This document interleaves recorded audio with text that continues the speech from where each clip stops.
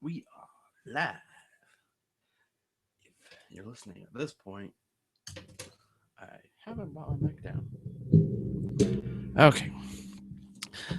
If you're listening at this point, I've got the pre-show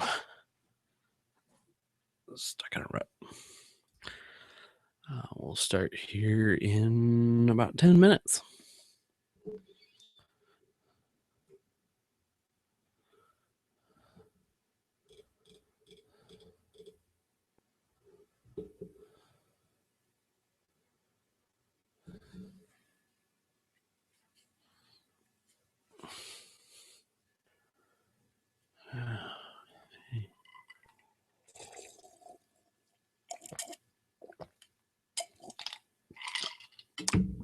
Oh, forgot.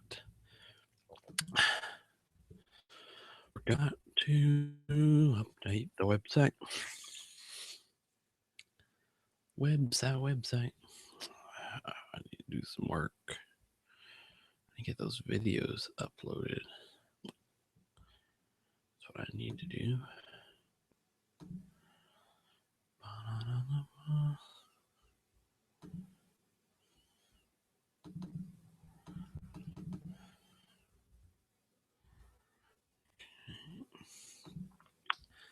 Pages.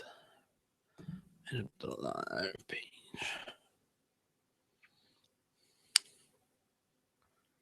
I suppose I don't really need that. I can just go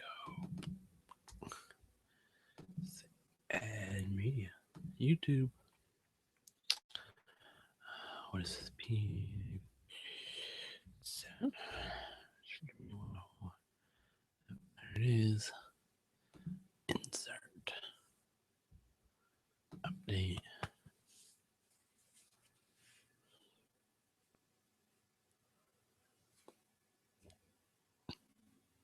Ah, beauty.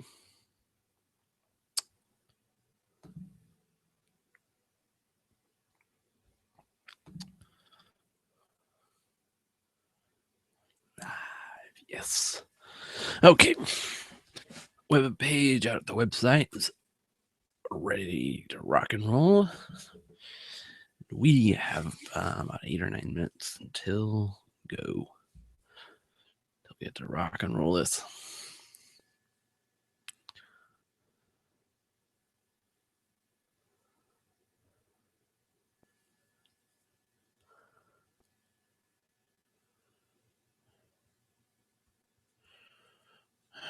Okay.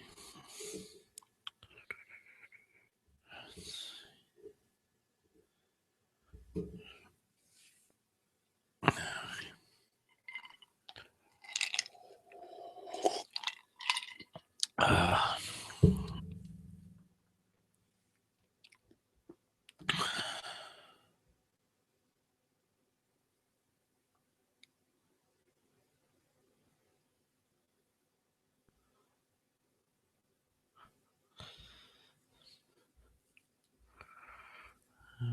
dookie.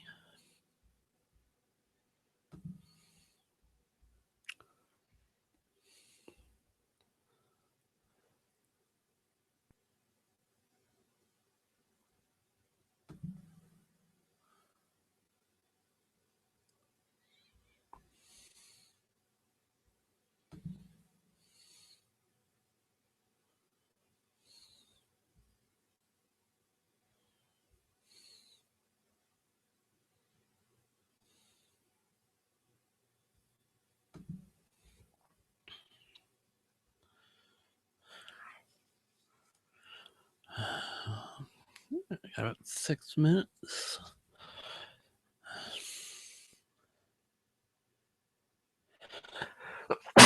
Ooh. Okay.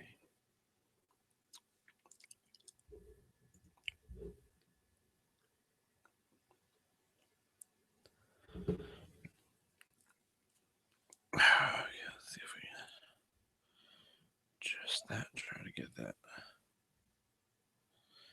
That's better.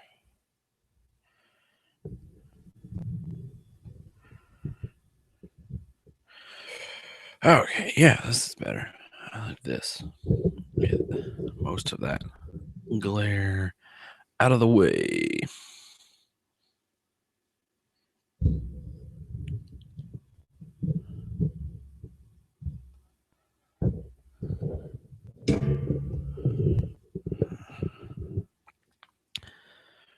Talking like this. Doo-doo. Yep. If there were anybody out there, we would do a mic check. But as there is no one out there, just isn't a way to do a mic check.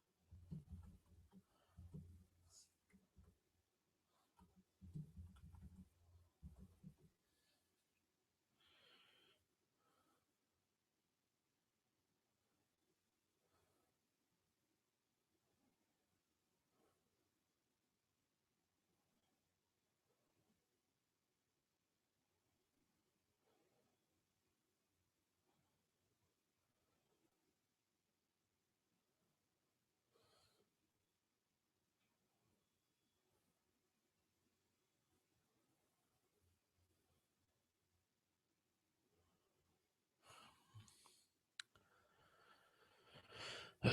About there.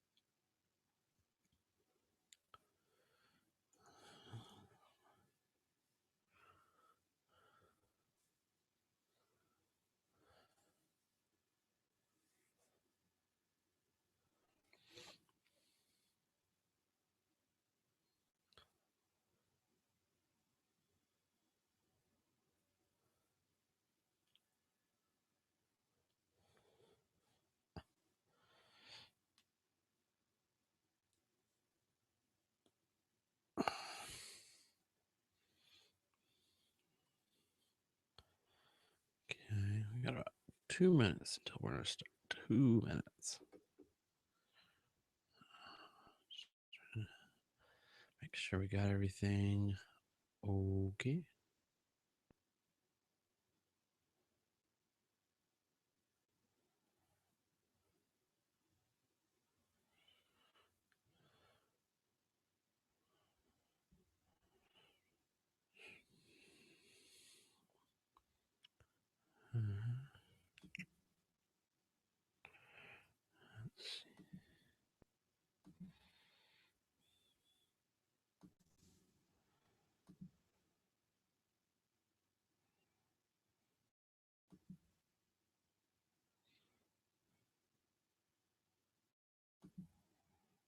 Yeah, I think we're going to leave it there. Just because otherwise it's going to makes it a little bit harder to see. Yes, we're back to good. Good. Oh, time slipped by there very quickly. So it looks like it's time to start. Time to rock and roll. So this is Pete's Tech Den, show number 7. I'm your host, Peter Dennert. And if you read the title, tonight's show is about I just don't have the money. Heard a lot of varieties of that phrase, especially at work. But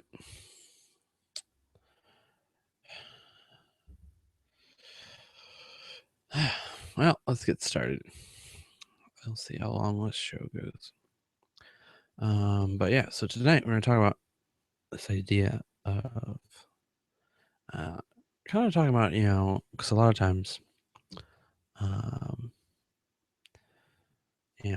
lot of people think that, what is the solution to the problem? The solution is,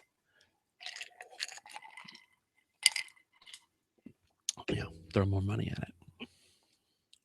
Throw more money at the problem. Yeah. Let's go look. Just go look at the national debt, and you will see that to be alive and well.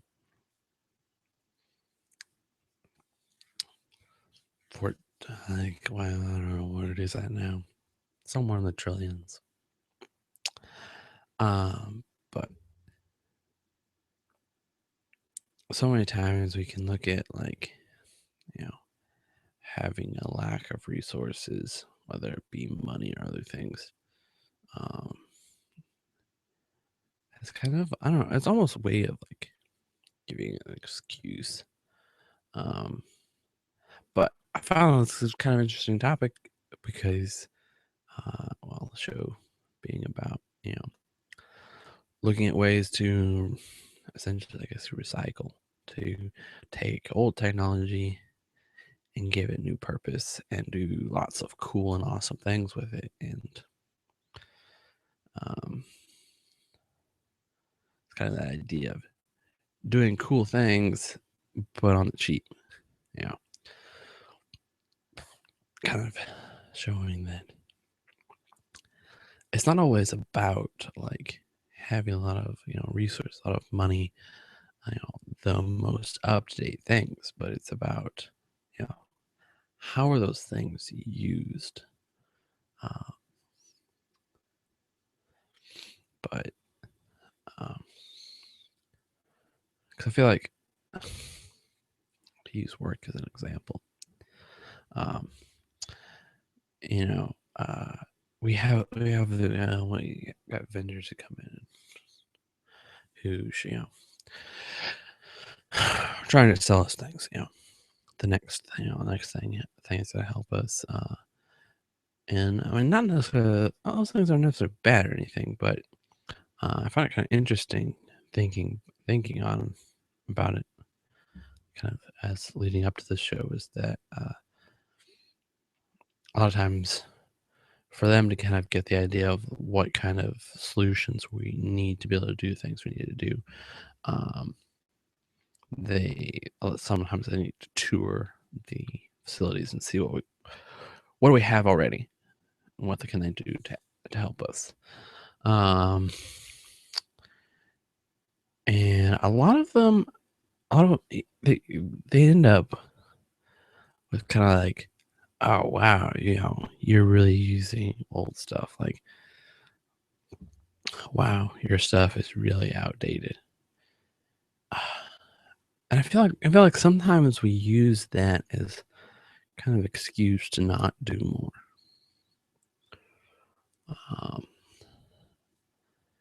It's like for me, I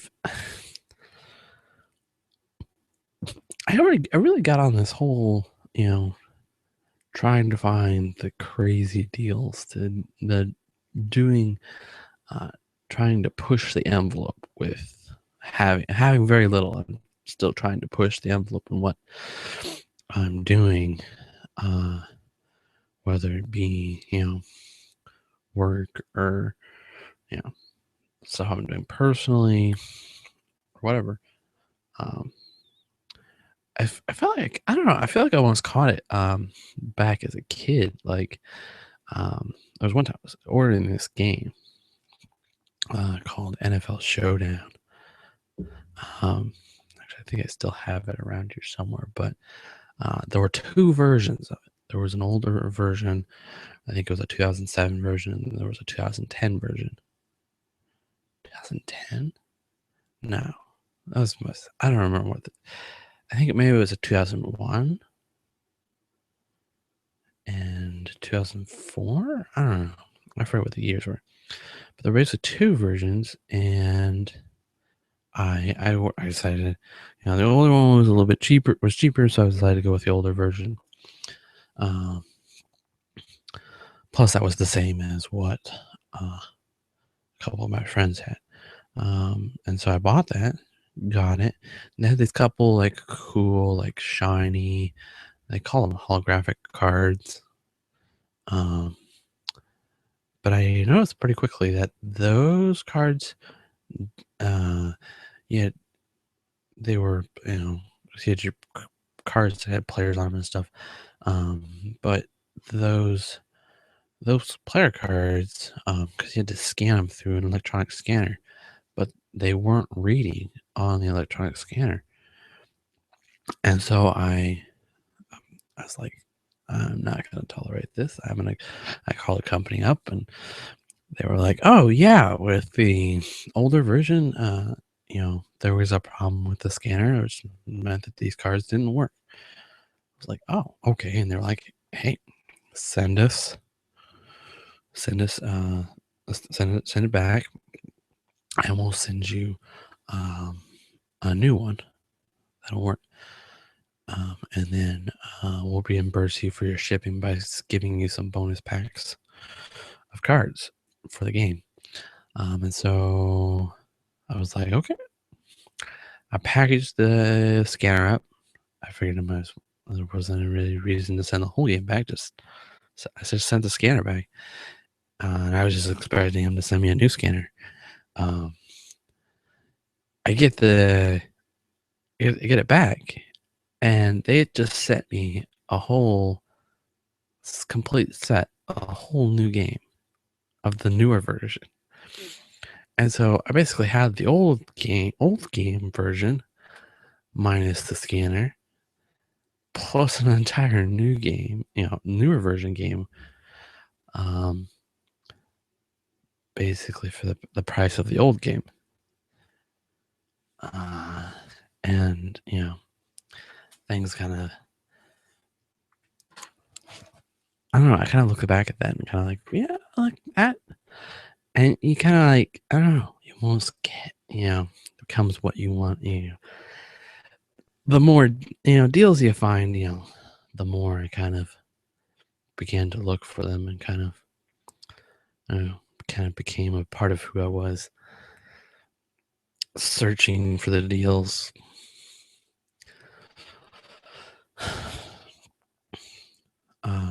But yeah, I found other ones after that. Probably the other one that was most memorable was finding the trilogy edition of Lord of the Rings Risk for $6.25, 75% off. Some of these, it's crazy that deals that I wasn't really even looking for, and to be honest, like I just happened to find them. Lord of the Rings Risk I just happened to find on the end of an aisle as we were looking around the store trying to find something I wanted to use this gift card that I'd gotten on. So it was like crazy. But it's things like that where you kind of, I don't know, you almost begin, how to explain it, you kind of feel the adrenaline from finding finds like this, and you try to do it more. And so,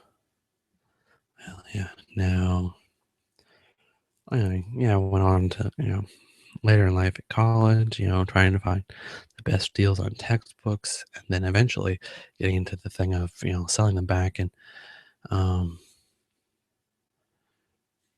to, uh,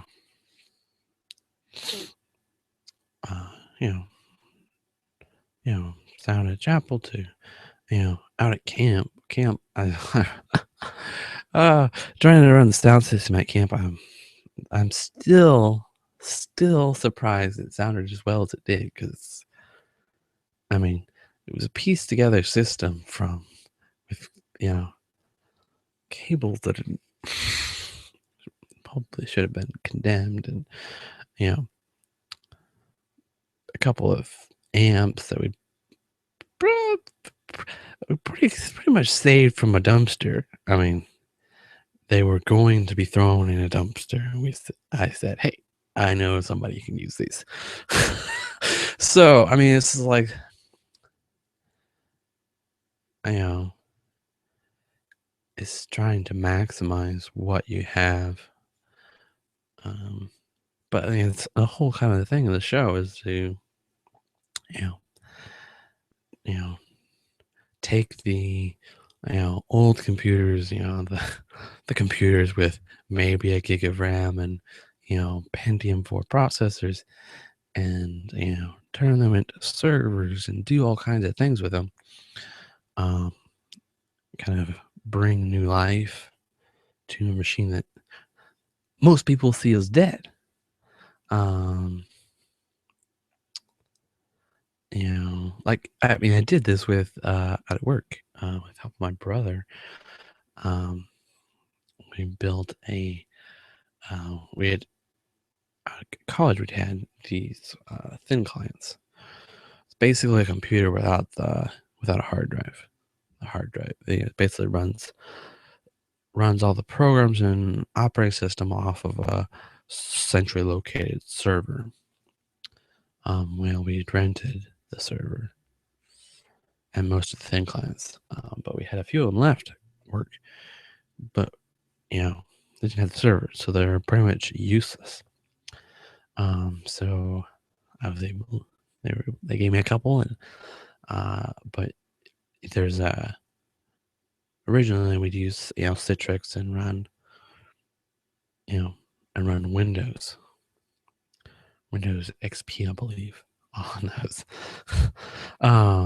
But there's also out there is a LTSP, which is the Linux Terminal Service Project, I believe is what it stands for. But it's basically a Linux server, Linux,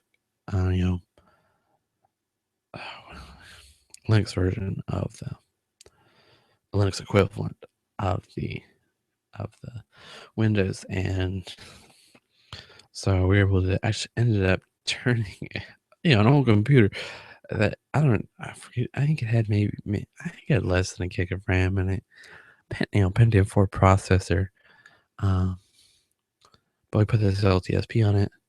It went you, uh, you can just go with Edubuntu and it gives you what you need, but it's got a full desktop and stuff.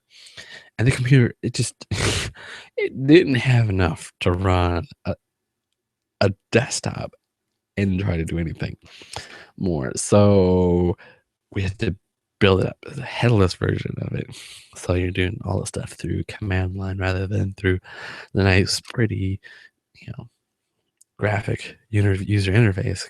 You know, but got it up and working, and actually used it last fall. They needed, they wanted a few computers set up in just one place for registration, and well, we're short in computers, so we were able to set up five clients that ran off the server, ran off it pretty well, and threw them up, and they worked great. All I needed was got the internet, so you had a web browser, Firefox, and so everything you needed. So that was pretty cool. But yeah, it was kind of that idea of like trying to maximize uh, maximize what you have. It's kind of the idea of like, instead of having somebody come in and be like, "Oh wow, your stuff is you have really outdated equipment and stuff."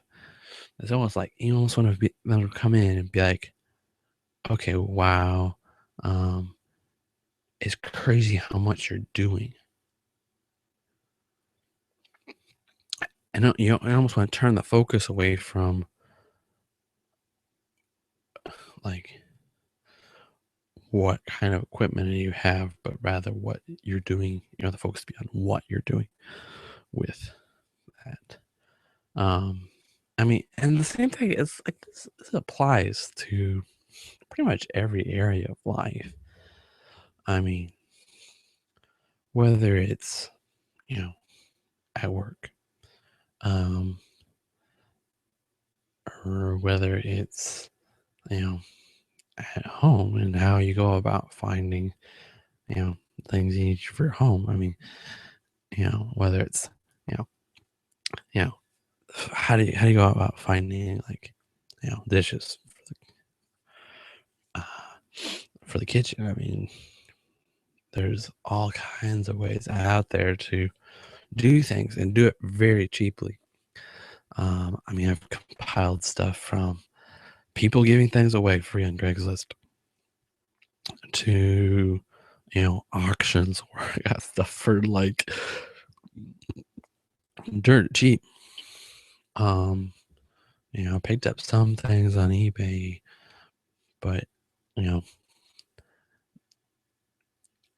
it's just like it's trying to. I mean, it comes down to just using the resources you have in life and use them to the fullest. Use them, use them as wide as you can, kind of a thing.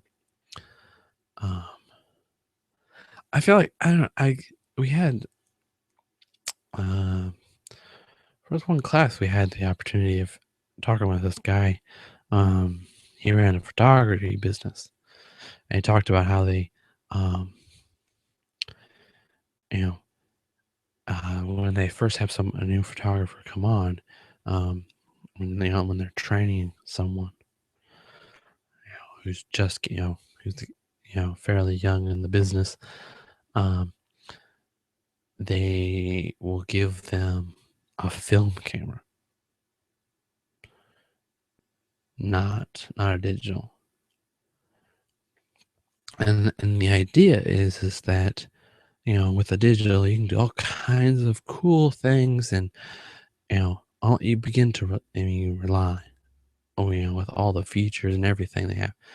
But what they want the photographer to do, to do is they want them to learn how to do the things without all the fancy features and stuff, and so that they don't necessarily rely on them and kind of use them as a crutch, but rather kind of use them in a way to to maximize what they're already able to do with the camera, just um, without the like um, and really it's kind of like interesting thinking about it, like because like I mean you can just snap a bunch of pictures and one will come out good. Well, you know, it's like it's almost it's not. It's like rather than them relying on the technology, they want them to become a skilled photographer who uses technology. Um, but I think it kind of fits, it's that idea of almost starting out with small things and moving on to bigger things. Um, but it's kind of like what kind of coming, back to this, Christianity, and I'm a Christian and I'm not ashamed of it. So, but you know, you know, God talks about be faithful in a little, and I'll give you much, kind of thing. Um, but yeah, it's kind of like the whole thing with it kind of reminded me of like uh, the the parable of the talents. They talked about, you have the one guy who gets given, what is it, 5? Yeah, 5, 2, and then 1. And like for the first 2, 5, he gets 5, he multiplies it into 5. You get 2, you give it into 2. I mean, they're both pushing. Like, you know, it's like, they both have where they essentially are taking every one of their thing and turning it into 2. They're doubling. Both of them double it.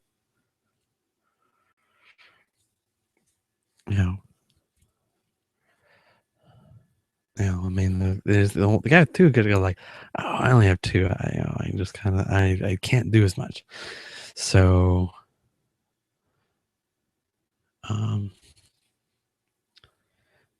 but they're both kind of push. I mean, they both did as much with what they had as the other person.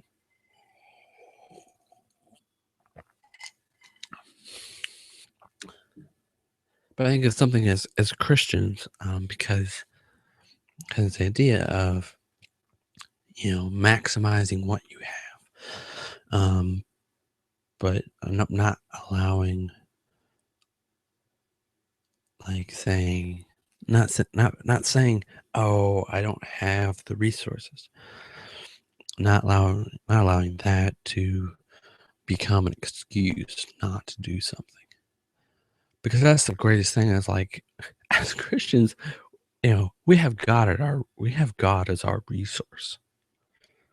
So none of us can really say, you know, I don't I don't have the resources to go do that. Like, I mean, I can tell you, I'm guilty. I've done.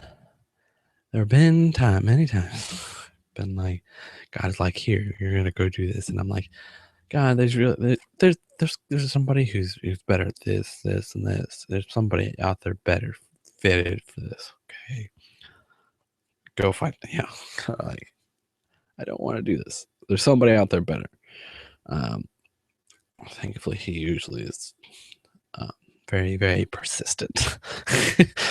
um, but yeah, it's kind of interesting. Like, you know, so many times we can make that excuse of. I mean, even back to Moses. I mean, Moses is like, I'm not a good speaker when God called him to go lead. I just remember, God's response is like, I gotta look this up. Let me find this. Oh, it really helps when you type on the right keyboard.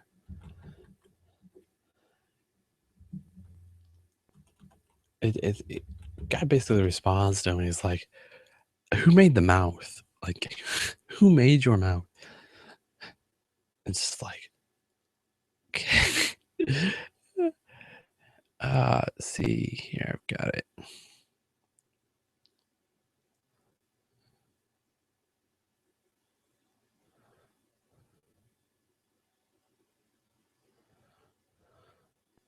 He's like, yeah. Moses is like, who am I that I should go to Pharaoh and bring the Israelites out of Egypt? And God said, I will be with you, and this will be a sign to you that it is I who have sent you. Um, when you have brought the people out of Egypt, you will worship God on this mountain. Let's see here. It's coming up here because then he goes into Moses asks, basically, what is your name? What am I telling them if they ask who I sent you? God has the awesome response of, I am who I am. Where is this?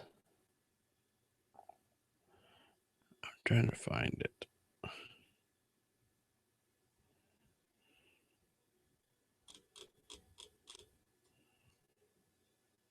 Must be the next chapter.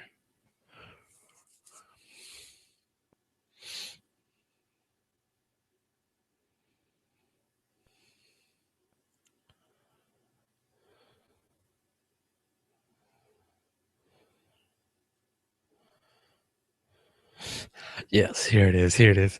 Moses is it's just great. Love it. It's just Moses said to the Lord, "Pardon your servant, Lord. I have never been eloquent, neither in the past nor since you have spoken to your servant. I'm slow of speech and tongue." Just like not good at speaking, you know, not eloquent, none of these things. Um, and God responds, the Lord said to him, "Who gave human beings their mouths? Who makes the deaf or the mute? Who gives them sight or makes them blind? It is not I, the Lord. Now go, I will help you speak and will teach you what to say." It's like, boom. It's just like, that's like, you know, saying, God, I can't do this because of. It's like, it's like, it's almost like, who do you think I am? It's like, I am the God of the universe. Really? You have any other questions? It's like, but so often we lose the heavenly perspective. I mean, there's like,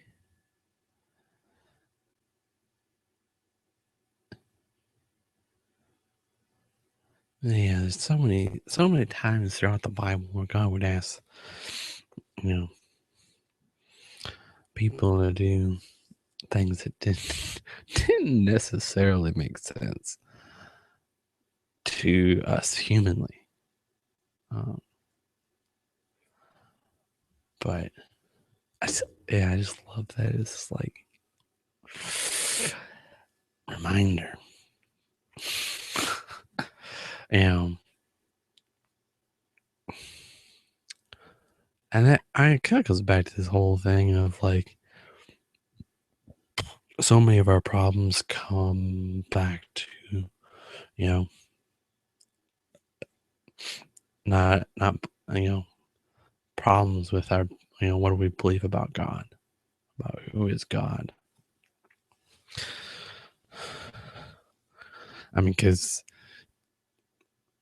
if we believe he's, the God of the universe, you know, all powerful, almighty, knows all things, you know, and truly is seeking our good, like you just put those truths and you're just like, you should never have a problem with what God says. It should be okay. That's where you think I should go. I'm gonna go. You know, because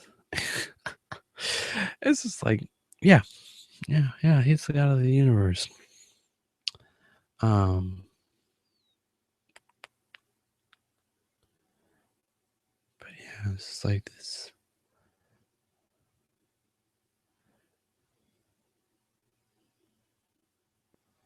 We have so much as Christians at our fingertips. You know, just pushing to do as much as we can do. So many times we just kind of, you know, sit back in our comfort zone, where it's comfortable from a human perspective,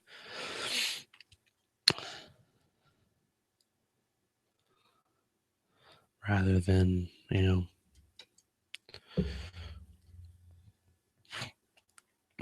pushing out. And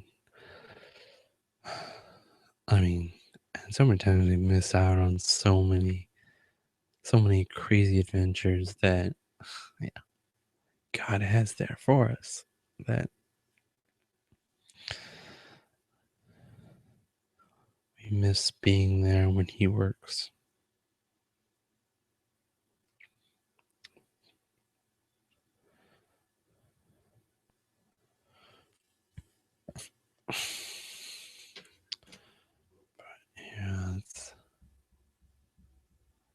But yeah, but I mean, this whole thing with coming back, kind of full circle back to the money thing. I mean, it's just like money is where it's like, I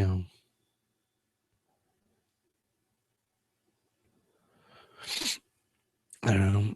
I guess, I mean, some of this is just seeing what I see at work, because I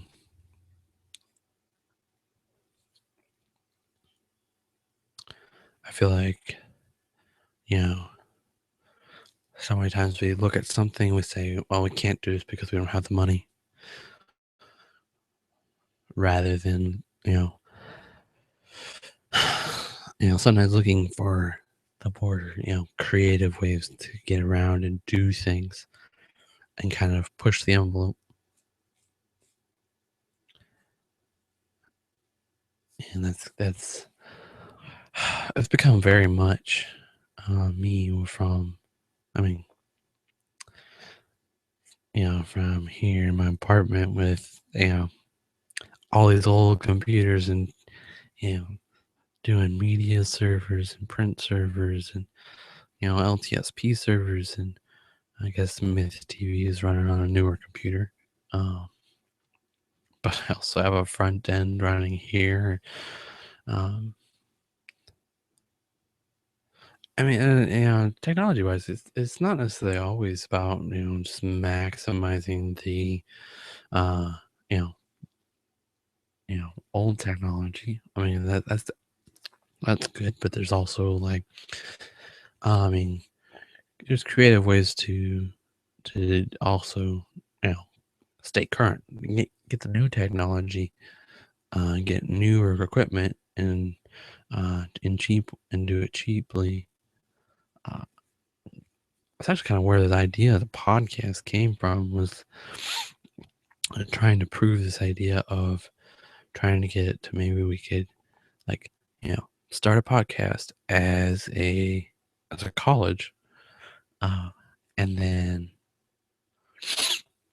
you know grow it to the point where you could potentially get people who donate things, and we could, you know do a review of it, and get it out there that way, and then we get to keep the item, and there, we got a piece of technology, a new one, because I mean, they're not going to have you reviewing old technology. But um, you know, and you got it essentially for free. I mean, you put the work in and stuff. I mean, so there's a certain amount of time cost there, and a little bit of money to start things up. But I mean, you really don't need a whole lot. I mean, man, I got this boom here for, I think it was $15. I mean,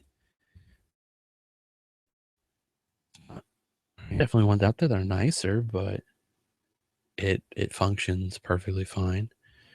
And then I think I got the microphone for 35, I think is what I ended up paying for it. But that's because I bought the things on, eBay. Yeah, I think ah, gotta,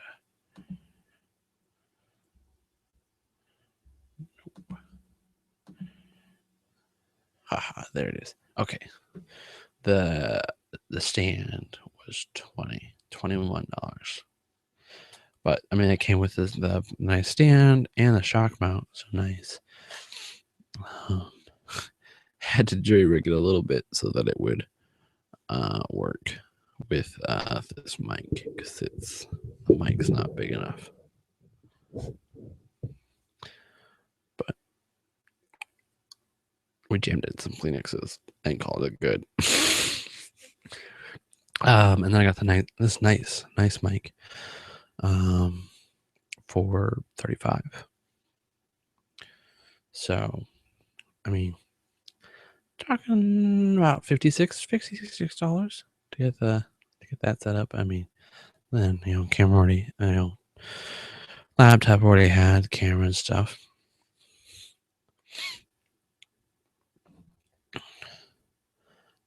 But yeah, I think there's creative ways to do it. It's just being willing to step outside of the box, outside of the way things are normally done, and attacking it in a little bit of a different way.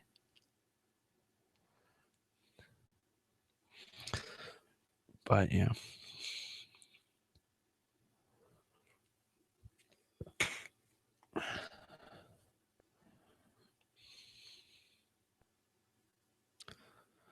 It's like one of those things where it's like, well, where there's a will, there's a way. All kinds of,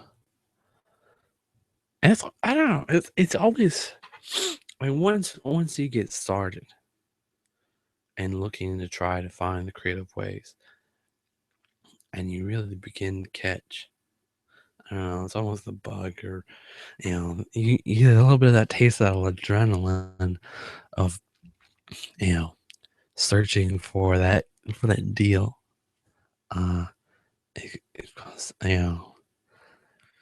Once you've got that, there's almost no going back. You're just always looking for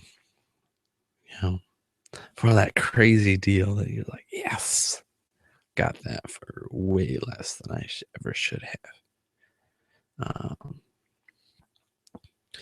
I mean, I'm always prowling because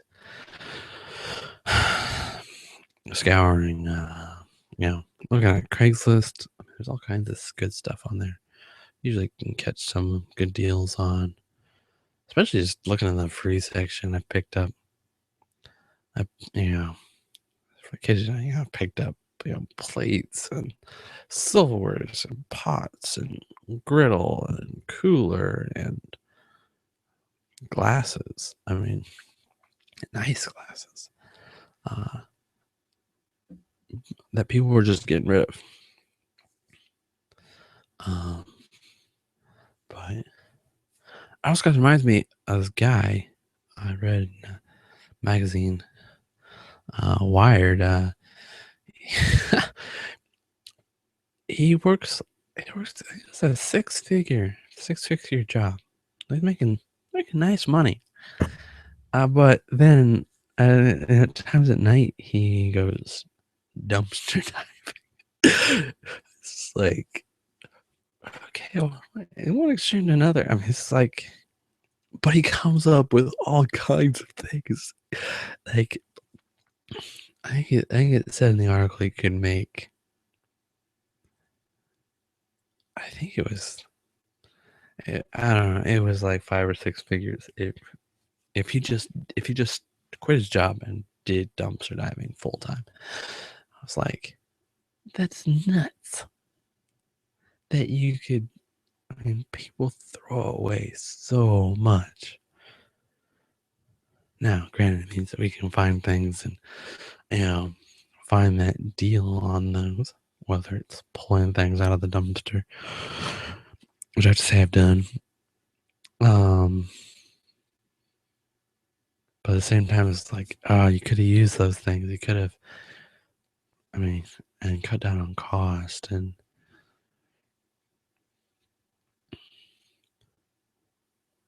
but because it's like the same thing with like, the photographer starting with just a straight film camera where there's no just snap a bunch and then delete them. You snap a bunch and you go through an entire roll, and well, that's what you get. And now you go buy another roll. It gets a little bit cost prohibitive.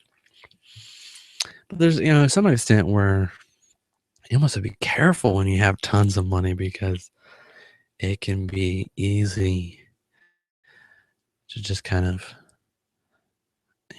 be complacent about how you're using your money and stuff.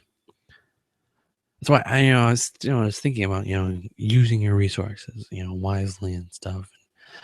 You know, last few months, trying to get, those student loans paid off, and, you know, and because of that, having to live pretty much paycheck to paycheck, where I mean, I had to. There was no choice. I had to allocate each and every penny, make sure, everything was, there wasn't that there was no waste because there couldn't be any. But this is like, I don't know, it was kind of good for me because it's like, doing that because, you know, to some extent, like it helps you rethink the purchases that you were making when you're, a little bit freer in the money category. Um, hopefully I learned some things from that and be wiser, wiser with my money because of that time.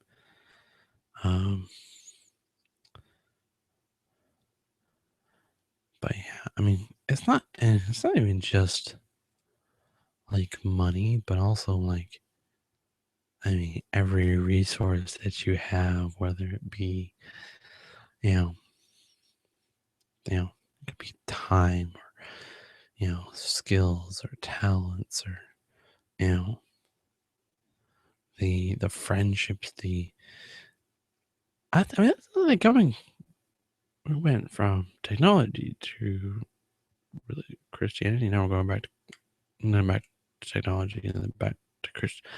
But just thinking about like, I mean, I think even relationships, like encounters that you have with people and using those, maximizing those.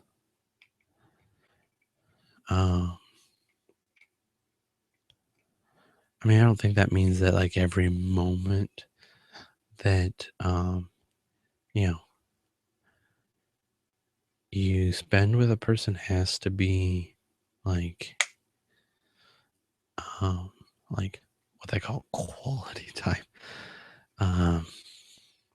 Because there's no such thing as as all your time being quality time with a person and not, no wasted time. Well, I don't know if there's anything wasted time, but I don't think it's quality comes from quantity. Like you really have those awesome special moments from, having spent all that time. It's not something that just you can magically switch on and switch off. Kind of thing. But I think at the same time, I don't know. Some of it's more toward like the time, where you have those, limited time with people. And even opportunities that like so many times you can like miss. Like I don't know. I almost think of like, I mean, and some of these kind of, interesting things that like, opportunities that I feel like God has really shown me. But as like just simple things like, I deal with, FedEx, the UPS guy, the, FedEx Express guy, pretty much every day of the week, every work day of the week. And it's just like, I don't know, just doing little things when you interact, like, asking how their day was going. I mean, noticing they get a haircut. Like, just, I don't know, asking little questions about them, things that probably not everyone on their route asks.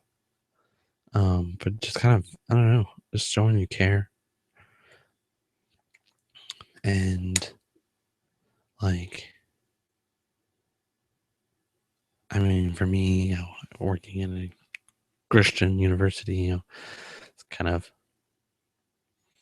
I would guess it probably soon, but I mean, just, I don't know, showing yourself different than everyone else in the world. You know, it's, it comes back to, being salt and light and taking advantage of the opportunities. It's opportunities where you just, you're only having an encounter with one person, or even like, parents with kids. I mean, it's like, those years seem like a long time, but then before you know it, they're gone. And like, I don't know, I mean, taking advantage of those. I mean, I can look back on my parents and like, I am who I am today because of how God used them in my life growing up, things they taught me. I mean, and I was like, I don't know. My mom made she sacrificed so much, exerted so much effort to spend every moment that she could with us kids. I don't know. I think you see it. Yeah.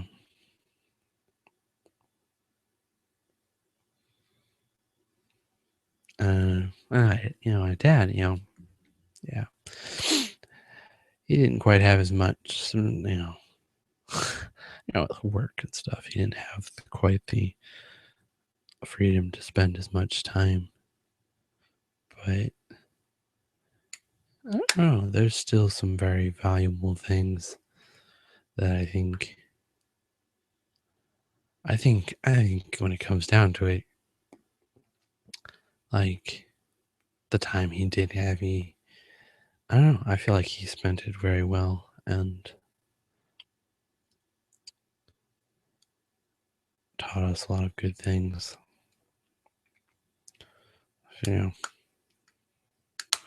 Working hard. I mean, me and my brother picked up most of our technology knowledge from him, I think. Very strong foundation for moving forward in those fields.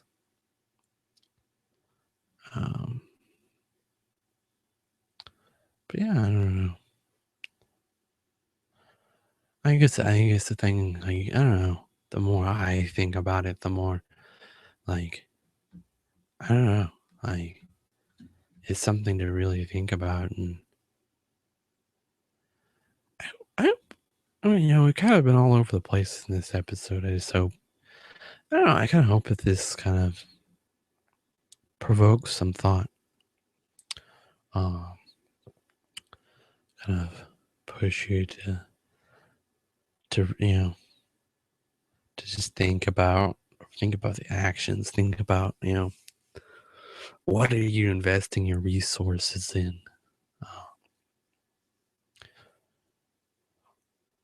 You know, whether that be the old computer you have sitting in your closet to, your time to, what are you spending your money on? To how are you using the skills that God has given you?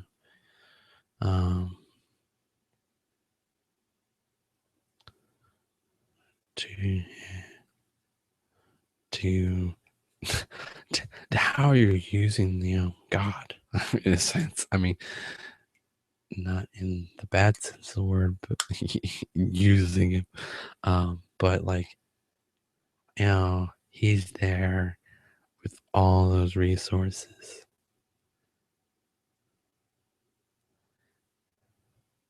Comes back to, I think it's James.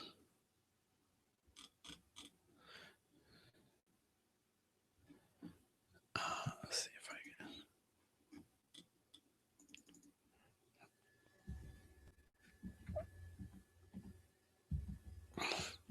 can. James 4.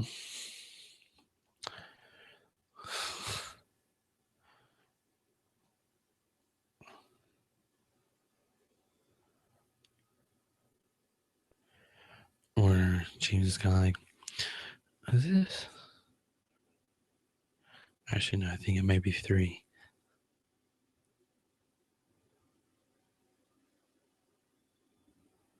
No.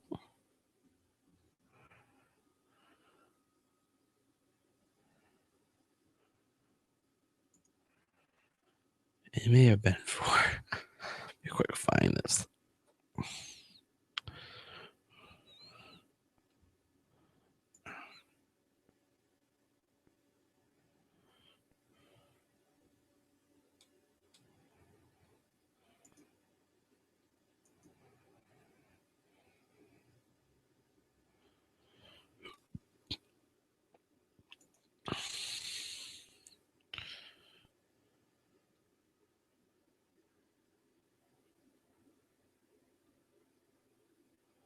Yeah, here it is. Ephesians.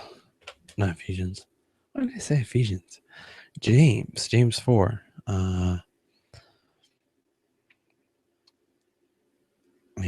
What causes fights? What causes quarrels and what causes fights among you? Is it not this that your passions are at war within you? You desire and you do not have, so you murder. You covet and cannot obtain, so you fight and quarrel. You do not have because you do not ask. You ask and you do not receive because you ask wrongly to spend it on your passions. Oh. I felt that kind of, in some ways, just kind of sums up what we're talking about. God has all these resources for us, and like,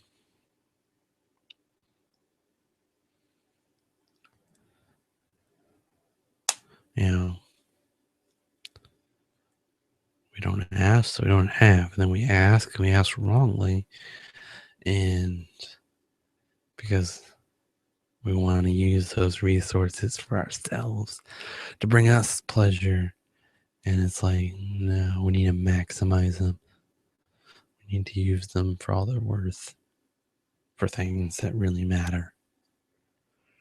And ultimately, those things are the eternal things.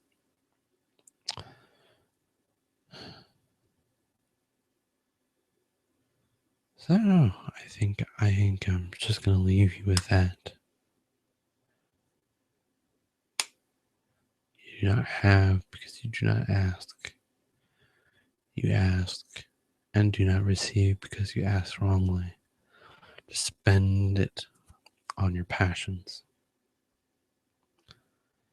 We're going to end it there, and let's hope it kind of provokes some good thoughts. Challenging. I hope this challenges you. I feel like it's challenged me to really go out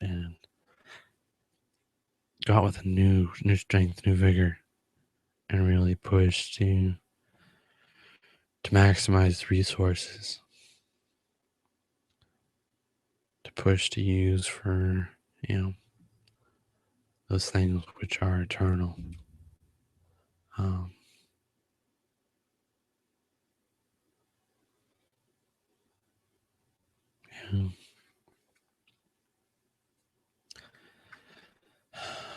Not to use lack of resources as an excuse. There are no excuses. So, well, I hope this has helped you out. So this is the end. I'm gonna hang up because I feel like, I don't know, this is a good way to end this show.